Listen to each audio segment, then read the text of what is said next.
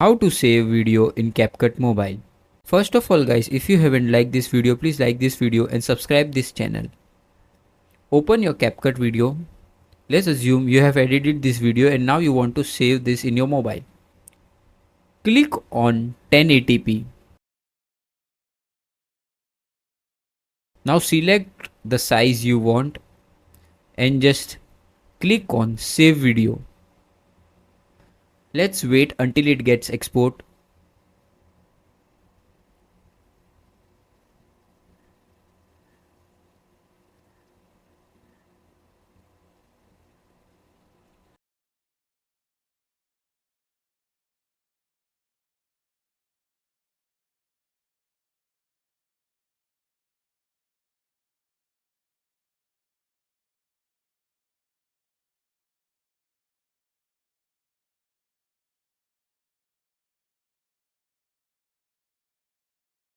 Your video is saved. Thank you for watching.